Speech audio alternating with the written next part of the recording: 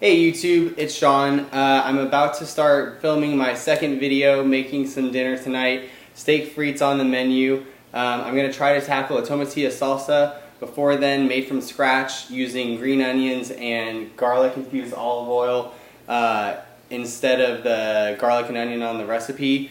I did forget to mention the M in FODMAPs in my intro video, probably because I was nervous, but that stands for monosaccharide. And so before we get started today, I thought I'd introduce you to my favorite drink.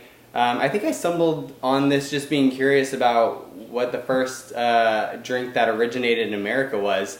And it actually originated in New Orleans, from what I understand, around the mid-1800s or a little bit earlier, by a man with the last name of Peychaud. And I think I'm saying that right, I might not be. So I thought I'd just really quickly show you how to make my easy version of that cocktail. I have gone to New Orleans and seen the bar where this drink originated, and it does have some variants to how I make it. I think mine's pretty good, obviously, but I'll kind of try to remember what they did differently. So here we go. This is the Sazerac first cocktail that originated in America. It's spelled S-A-Z-E-R-A-C.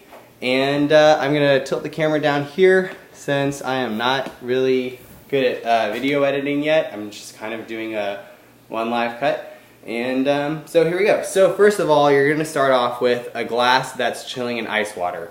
They kind of just want to set the atmosphere with the chilled glass. A lot of parts of the Sazerac play on, I guess, the different senses in this, and the fact that it's kind of a simple drink, but it's kind of also complicated, and it plays with the nose and your sense of touch and your taste, obviously your taste. So we have our chilled glass here.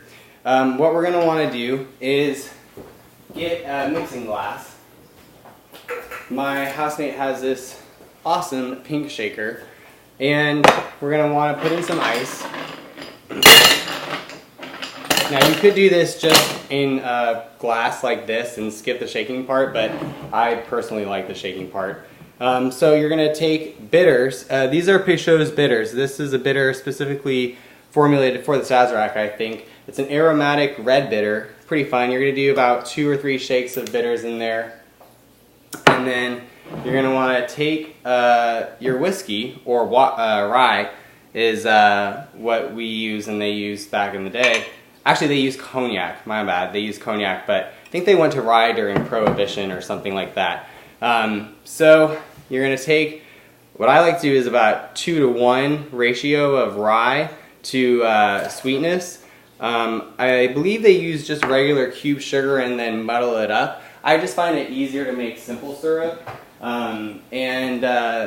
So I just make a batch of simple syrup, which is 1 part sugar to 1 part water, and do roughly about half of that. I'm from Alabama originally, so I like my stuff pretty sweet.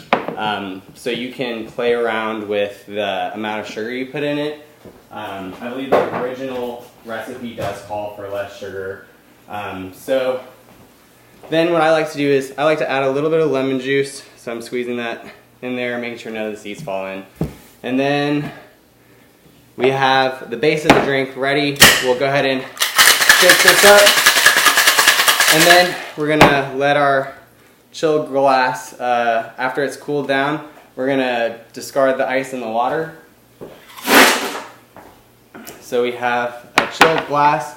I have a bottle of absinthe in a cheap $1 spray bottle, and you're gonna spray the inside of the glass with the absinthe, and then we're gonna take this and strain it into the glass. And lastly, the lemon calls for a lemon peel to be sliced very thinly and rubbed against the mouth of the glass, which gives the aroma of lemon when you first drink it. So you have basically just whiskey with sugar water in it. The original recipe actually does stir it, but I like mine shaken. And so it's pretty simple, and yet, you know, you have the glass chilling, the absinthe going in it, and the lemon peel going around the mouth that kind of just bump it up a little bit. which makes it kind of easier to just throw it all together as well, because you could just put the absinthe straight in there with the whiskey, simple syrup, Peychaud's, a little lemon if you have it, and some ice, and just stir it around and be good to go. But that's basically my take on what I would say the traditional way is that meets my personal preference, like it being shaken and a little bit more sweeter. So I hope you give this a try and let me know what you think. It's a really good cocktail, and it was the first that originated in America. So cheers.